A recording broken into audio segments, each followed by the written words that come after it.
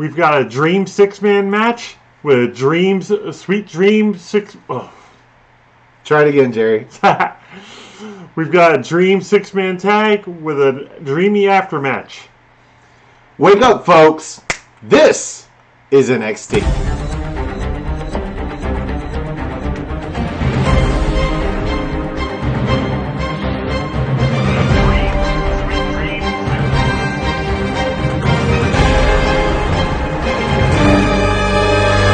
Support, no DQ.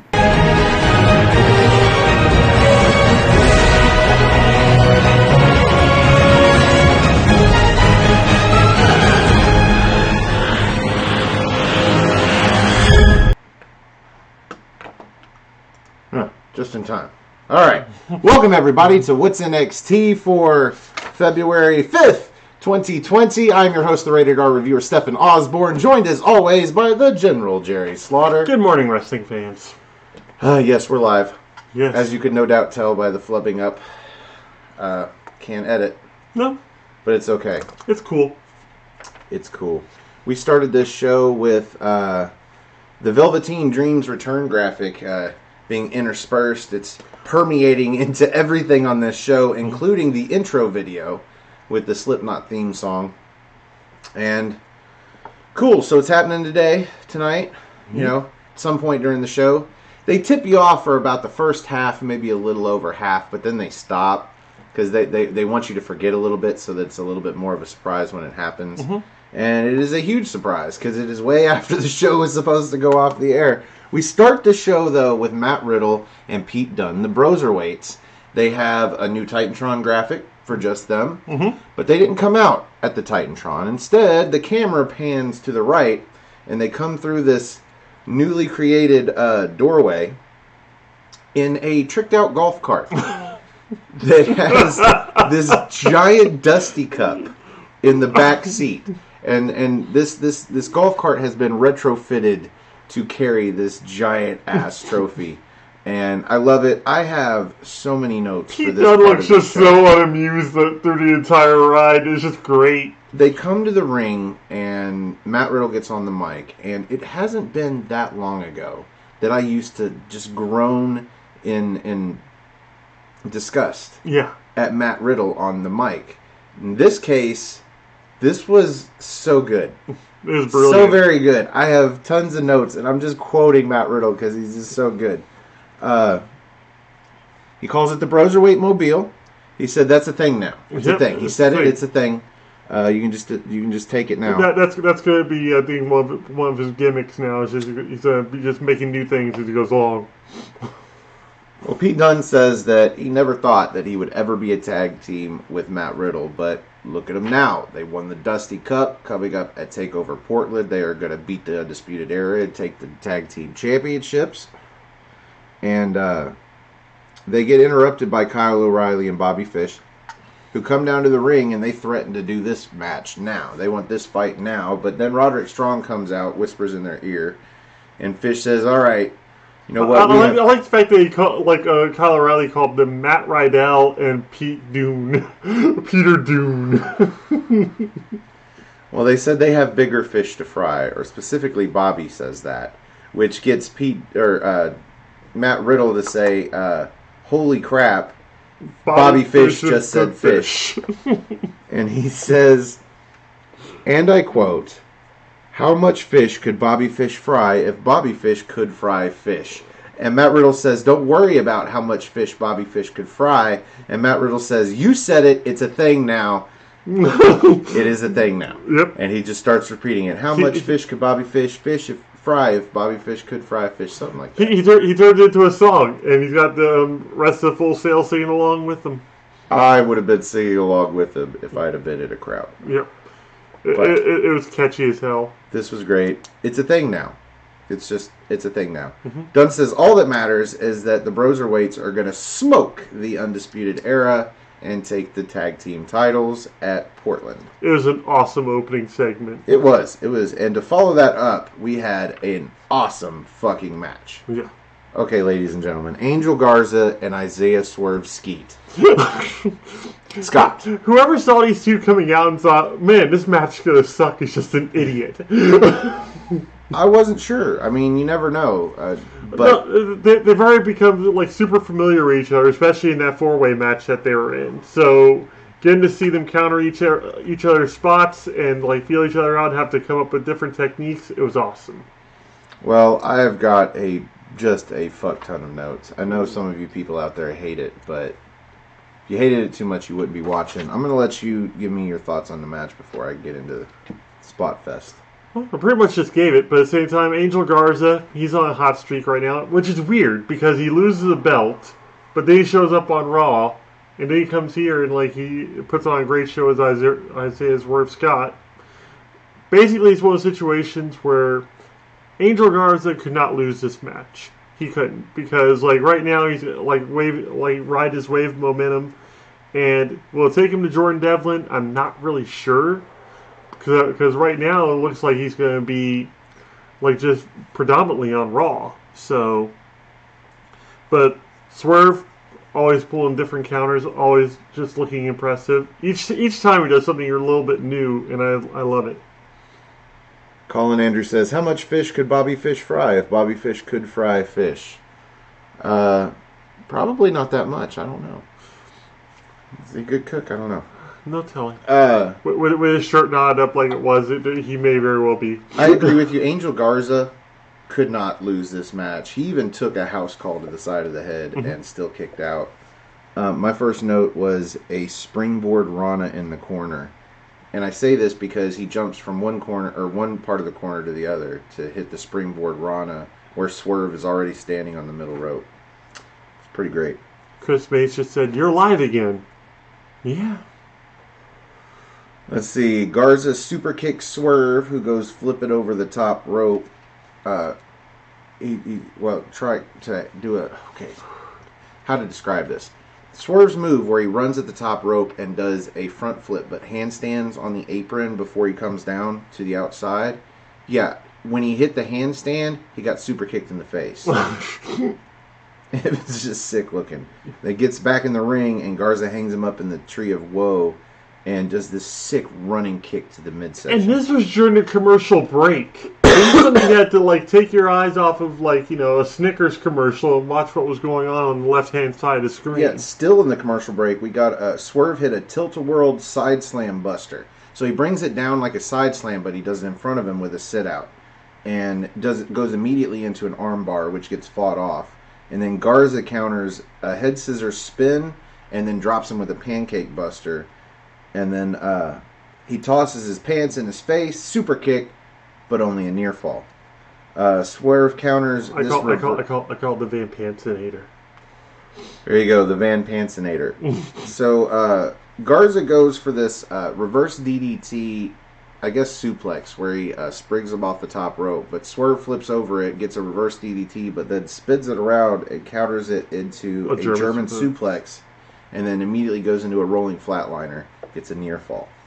It was an awesome snap suplex.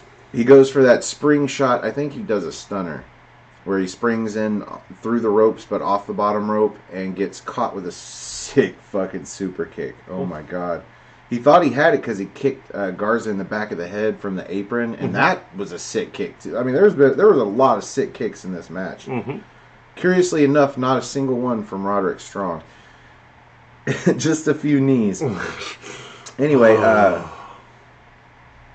Swerve hits an inverted powerbomb out of the corner, that move that we mentioned last week or the week before, where he catches them trying to spring over him and drop behind him when he's running in. He catches the legs, but then pulls him off the rope and sits him into a reverse power. It's just, wow. It's so quick. So cool looking. Garza throws his pants at Swerve again when he's jumping off the top rope into who knows what. But then, nothing happens. So Garza gets down on his knees and begs off Swerve, who throws the pants in his face and then does the house call. Just a sweet kick to the side of the head, but only a near fall, as I said.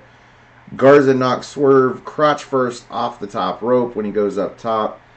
So he lands, yam bag into the top rope. Awkwardly. And then he hits him with the wing clipper, gets a pinfall, 1, 2, 3. Then gets on the mic and says, in the last week, he has beaten Swerve, Humberto Carrillo, and even Rey Mysterio, and he wants the Cruiserweight title back. So Devlin's going to be here tonight, and he's going to be watching closely. Mm-hmm. Meanwhile, Undisputed Era is desperately looking for Tommaso Ciampa. All 4 of them, we know what this is. They want revenge for last week when he took 3 of them out with the lead pipe and then took Adam Cole out with the table. They are harassing everybody. And they end up harassing some kid, some guy, getting a haircut backstage. Seems like an odd place to be getting a haircut, but he doesn't know where Champ is at. But Roderick Strong doesn't care. He goes and grabs the buzzers, and he takes a couple of chunks out of this kid's head. His hair, mind you. This was kind of fun. Yeah. You get a video package promo for Mercedes Martinez.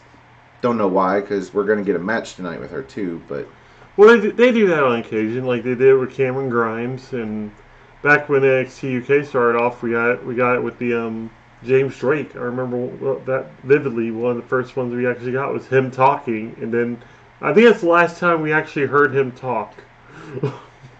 So Dominik Dijakovic comes out, and he is on a mission. He is trying to get an opportunity at the NA Championship. Meanwhile, he has a match tonight with Killian Dane. We haven't seen in a while. But what a good match. Oh, yes. That was just a smash mouth match. Let's see. They show a video from earlier in the day in the Performance Center where Killian Dane approaches Dominik Dijakovic and says, I know you're looking for a day title match, but you're going to have to go through me because I want that too. And Dominik Dijakovic is like, well, I guess you're in my way then. And he runs or goes right through him, heads on out the door. Like, you don't give a fuck. So they're both in each other's ways. Let's see. Early on in the match, Dominik Dijakovic pushes Killian Dane into the steps, which is not a big spot. You know, he gets legs into the steps, face into the post, but then he turns around and he does a cannonball off the steps. Cannonball senton. Outside, which was awesome. He does Time to Fly and then picks him up into the sit-out choke slam for a near fall. And I know he does that all the time, but it's so cool. So cool. But it was the Killian Dane, too, so and that's like no small feat there. Yeah, no kidding. Dane hits an avalanche fisherman suplex off the middle rope, and then they trade kicks in the ring, but then Dijakovic turns around with that discus boot, gets a near fall. He goes up top, goes for a moonsault, but he misses, and this is where Dane hits him with that shotgun drop kick and then running senton, but he goes up for the Vader bomb, and Dijakovic gets up, catches him, hits him across the back, pulls him directly into a Feast Your Eyes. Boom, knee to the face, 1, 2, 3. Dominik Dijakovic again with a victory, still on the hunt for the North American Championship. Morrow actually exclaims, it's like what else has he got to do? What else does he have to do to get a North American title shot? What else does this man got to do? Apparently nothing else. Yeah. Because he makes his way to the stage, and he's posing, and then we get the announcement from Morrow. Yeah. Fresh news. Keith Lee versus Dominik Dijakovic at NXT TakeOver Portland. Match number 6. Yeah. For the North American Championship. Keith Lee comes out and basically congratulates Dominik Dijakovic, but he tells him, you better bring your best. And I think we've seen matches out of these two, and they never not bring their best. I'm already kind of scared about this pay-per-view because we have like 6 what potentially could be show-stealing matches. So it's gonna be a brain melter, and if there's gonna be another cruiserweight match or something on the kickoff show or anything, we may be looking at one of the best takeovers ever. Yeah, that's true. Well, meanwhile, backstage, Undisputed Era is still looking for Tommaso Ciampa. They confront Kushida, who I guess he doesn't know what they're saying, and they start picking on him, and he pushes Adam Cole, which just starts a 4-on-1 beatdown, and then Adam Cole does a Death Valley driver into a garbage can, this big-ass garbage can, and he goes straight through the lid, right into the can. But then Bronson Reed shows up, and he's like, is there a problem here, guys? And it's like, obviously there's a problem. Dude's in a garbage can. But they beg off for a second, just long enough for Roderick Strong to catch him with a high knee from the side, and then they leave him and they head off. It makes you kind of wonder if Bronson Reed and Kushida are going to become a team. Because they're not really doing anything with him. And as sad as this was, I'm pretty sure that Alex Shelley thing was a one-shot deal, like you said it was going to be. So. Yep. So Mauro Ranallo gets to interview Johnny Gargano and Finn Balor. I don't have a lot of notes from this. This was pretty great, though. Yeah. Very intense. Finn Balor basically has just been waiting on Johnny Gargano for 4 years because after he left, Johnny Gargano became the face of NXT almost. Yeah. And he wants to show that Finn Balor is the guy. Always been, always will be. And Gargano says he needs the win, though. Because, he comes off of 4 years from Raw and SmackDown. He's like, that guy, don't bring that guy to TakeOver, because I am going to obliterate that guy. And Finn Balor's like, that guy is dead. He's been dead for a long time. He died at SummerSlam. Yeah, right after Toronto. Right after that moment on the street where you and I happened to... there it is. There it is. We met Finn Balor in Toronto, just saying. So, this ends with Johnny Gargano getting up and walking off after saying that he is going to take the NXT flag, which he has flown for the last 4 years, and put it right through Finn Balor's heart. Joke's on Gargano, Finn Balor doesn't have a heart. So, that's how we end that. That was just a great interview with, no questions asked at all. None needed. Mara was like, thank you both for joining me, and that was it. So, Mercedes Martinez versus Casey Catanzaro, who, if you didn't know she was going to lose this match, she got her video promo while she was coming to the ring. Mm-hmm. So, I've got a few spots here. She counters a powerbomb into a West Coast pop for a near fall, but that's the closest she gets to victory here. Because eventually Martinez kicks her off a springboard into the ring. She lands on the outside. She throws her back in and eventually hits her with this package fisherman buster for a pinfall. Not the most original of moves, but still devastating. It was effective. And the fact that she could just pick up the 30-pound Casey Catanzaro and just do it that way, that's fine by me. But I'm liking where they're going with Mercedes at this point, because we're going to need the dominant heel, especially if Shayna Baszler is going to be leaving, possibly Bianca Belair after Portland. We don't know, but it wouldn't shock me if she left too after her showing in a Royal Rumble. Well, they say she says during her video promo package earlier that she's been doing this for 18 or 19 years. And I'm like, yeah, on the surface that says that you are very experienced and you're an opponent to be reckoned with. Sure. But underneath that it says that you're really fucking old. Your knees are rickety. I'm just saying. You got that rickety ass super kickety. Anyway.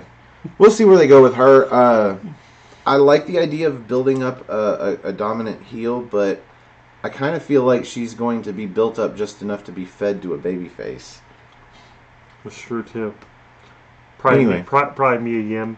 Rhea Ripley's backstage getting interviewed by Kathy Kelly, and she wants to know what Rhea thinks about Flair coming there. And she's like, well, first of all, Flair's not my number one concern. My number one concern is Bianca Belair, because I've got her in a week and a half at NXT TakeOver Portland. But she does say it is nice of the Queen to show up. Mm-hmm. So, whatever. That segment's just so epic. Yeah.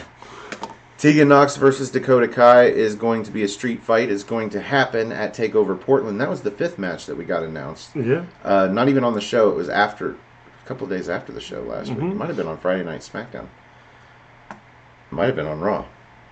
Anyway, this is just a quick promo to remind us that feud is still going on, despite the fact that they had a match that had a decisive finish last week. Whatevs. Undisputed Era is still looking for Tommaso Ciampa, who ambushes them outside next to a semi-truck and uses the door on the side of the truck to take out 3 of the 4 of them, and then grabs Adam Cole and drags him ringside, brings him to the announcer's table, starts banging his head off the table several times, and then clears the table off, getting ready to put Adam Cole probably through the announcer's table, but then he finally gets attacked by the 3 guys, Mm-hmm. Strong and O'Reilly and Fish. And then they bring him to the ring. But then we had the Broserweights come out, and they even the odds, so to speak, even though it was 3 on 4. Beth Phoenix, 3 is less than 4.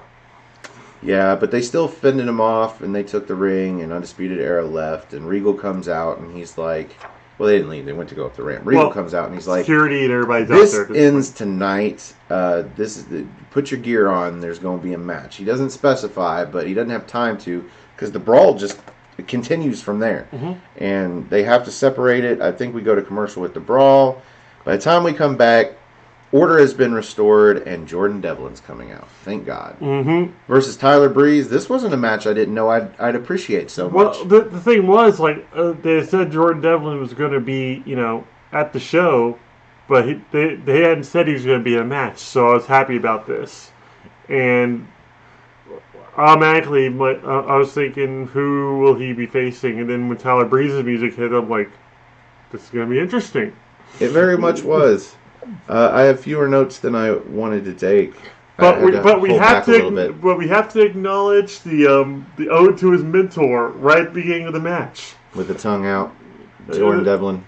That and the drop kick to that's my first note. Mm-hmm. He kicks Breeze off the apron when he does that pose, and much like Finn Balor did out of nowhere, just sick looking. Well, you say much like Finn Balor did to Trent Seven at NXT the other week, but also like Noam Dar did to Trent Seven on NXT UK months and months ago. Yeah. So whatevs. My second note. Breeze wraps Devlin's leg around the post twice and then starts working on his knee. So this is where we think that he might, be able to beat Jordan Devlin, but it doesn't come to fruition. At one point, he hits a supermodel kick and still can't get a 3 count. Mm-hmm. But before I break it down anymore, what were your thoughts on this match? You can't keep Devlin down, and Devlin was not going to lose this first match back here. I don't care if it or first match at Full Sail. He wasn't going to lose it, and not to Tyler Breeze. Not even if it was non-title, which this match was.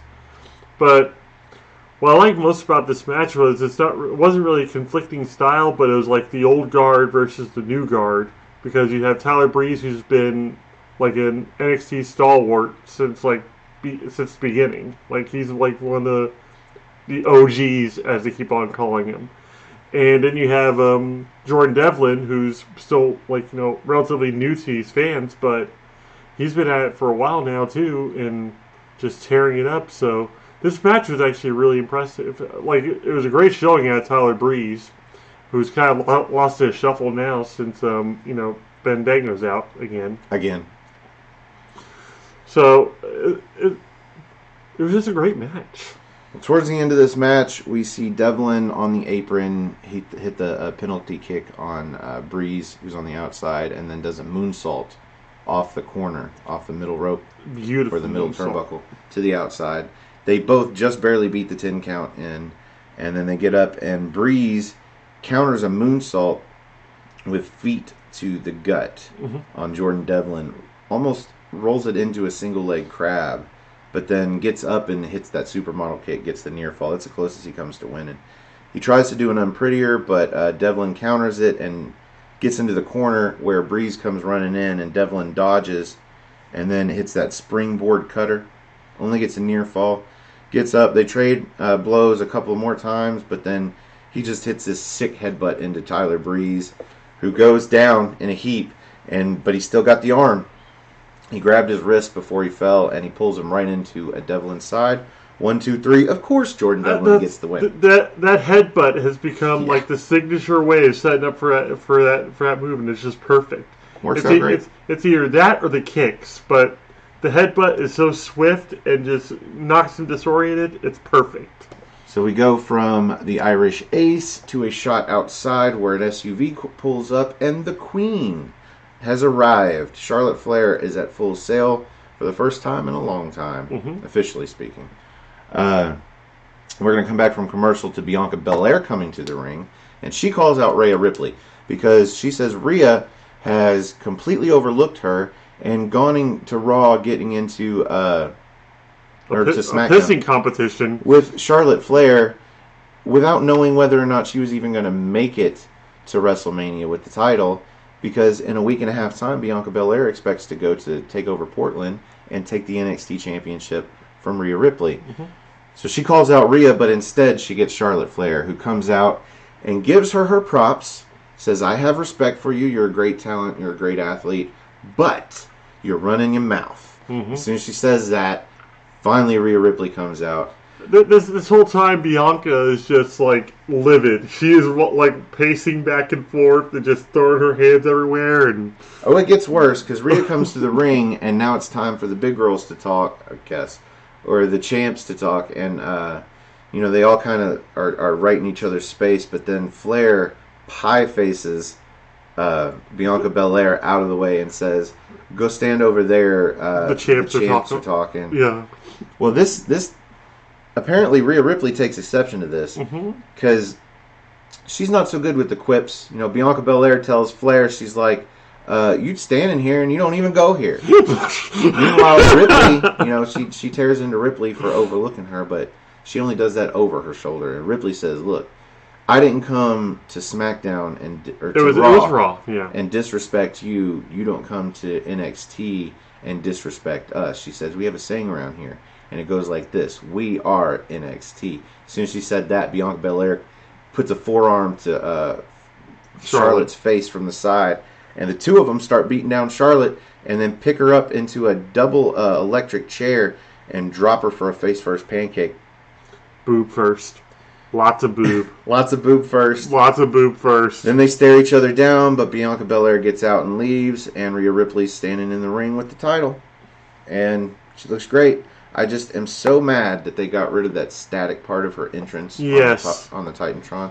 Doesn't give me goosebumps anymore. No. But anyway, this looks to be a promising match at TakeOver and especially at WrestleMania if it does end up being Rhea versus Flair. So I'm looking forward to that.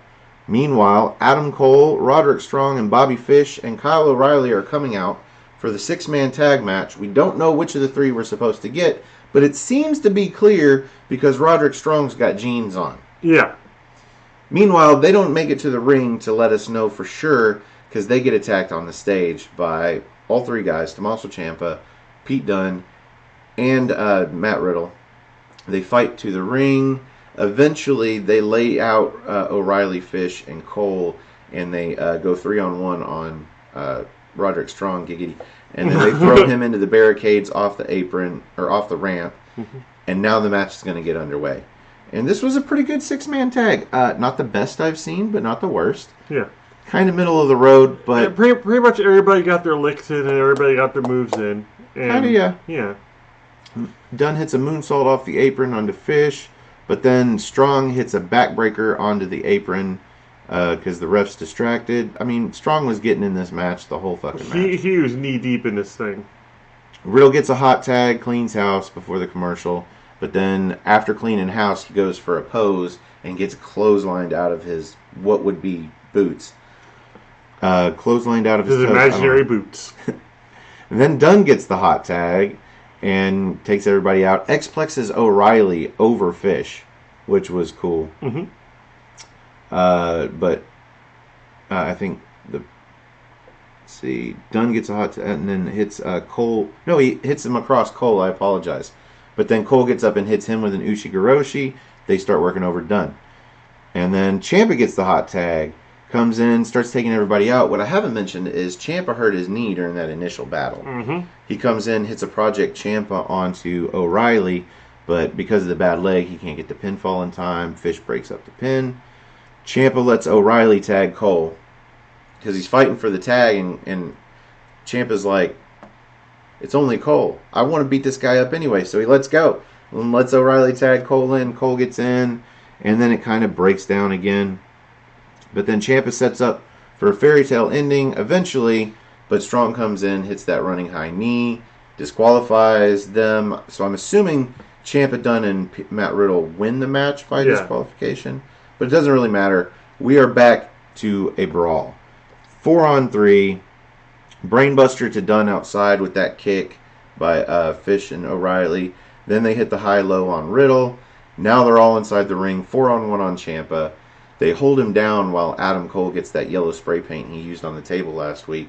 and spray paints an X over his back, but not just his back, his upper back, right underneath where he would have had that surgery on his neck. Mm-hmm. And he gets ready to set him up for a last shot with the knee pad down, and the lights go out except for the spotlight. And then The graphic pops up on the screen. there's not really any music. It's kind of a new setup to music, the new intro to music kind of sound. And you see Velveteen Dream's 3 eyes up on the Tron, but he's not coming out the rampway. Instead, he is on the top rope. Yep. And he comes down and starts beating off everybody. Eventually, it's down to him and Strong in the ring, and he beats down on Strong, and then tears his tights off. He's got tearaway tights. And underneath, he's got these white tights that on the back says, "Call me up, Marina." And on the leg, it's got a picture of him, Marina Shafir, and what we assume is Roderick Strong and Marina Shafir's son.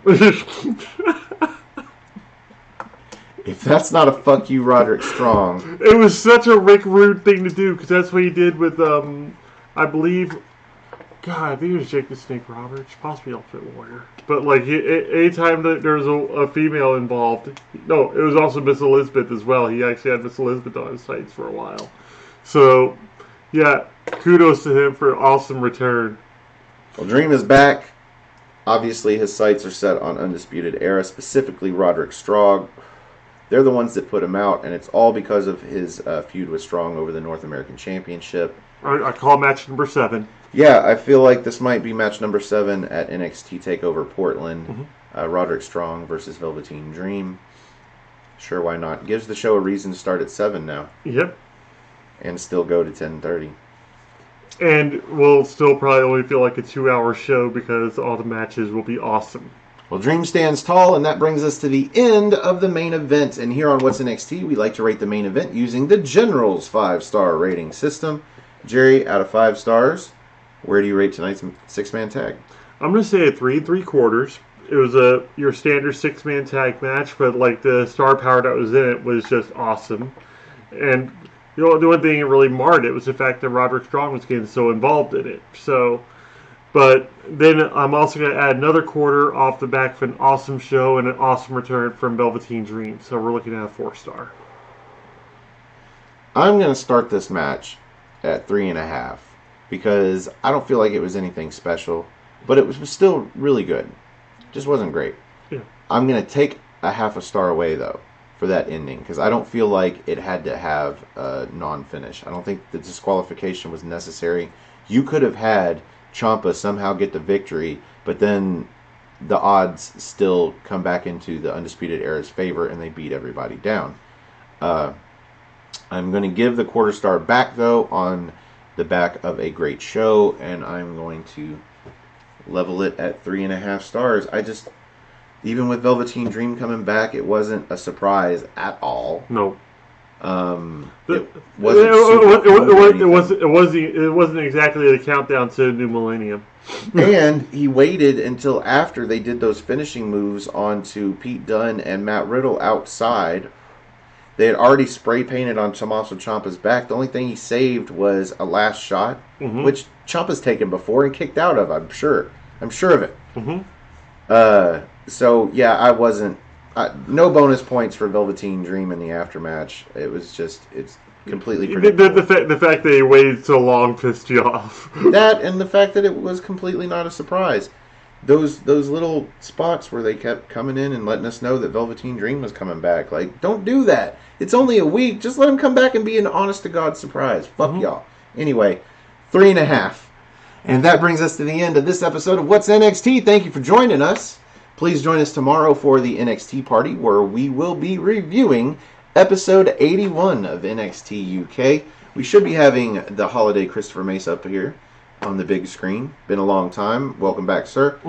If you would like to be on the big screen on a future episode of the NXT party and help us review a future episode of NXT UK. Like we're on there right now. Yeah, you can find me on Twitter. Go to nodq.com/Stefan. That's STEFAN. Or if you just want to look me up, it's at Stefan R. Osborne, OSBORNE.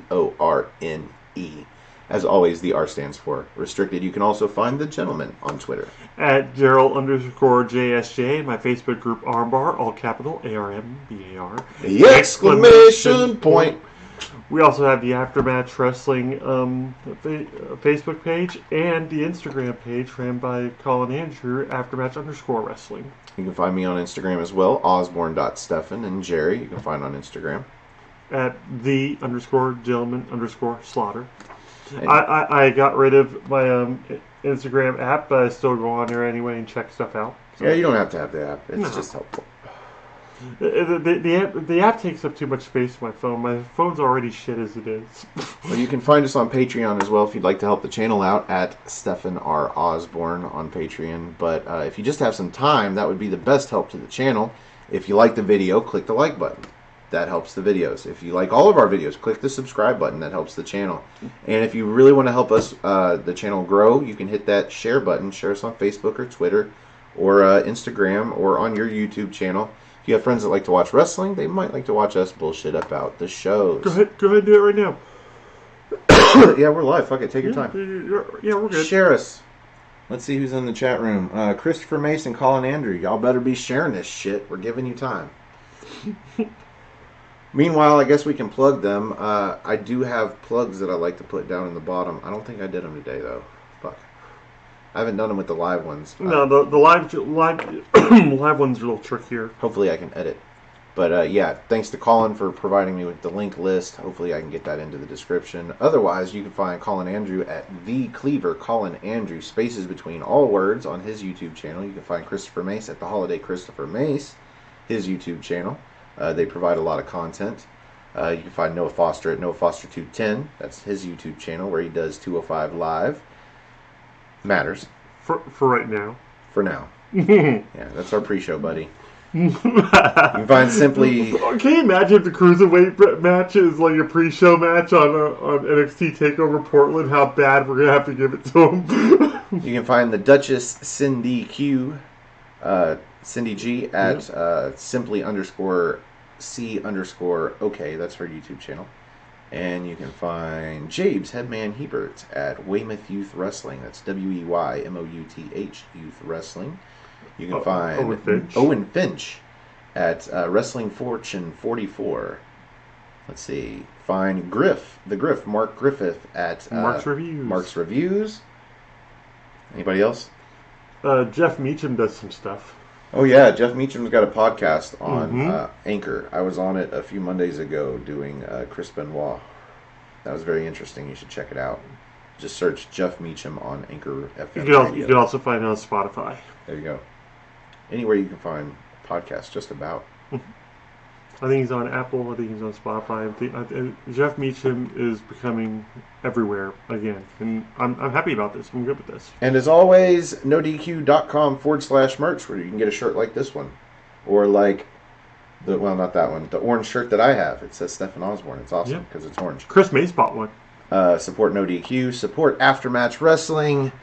And if that wasn't enough time to share the video, I do apologize, but we are going to move on and finish. For the General Jerry Slaughter, I'm the Wizard of No DQ, Stefan Osborne. Thank you for joining us, and we will see you in NXT time.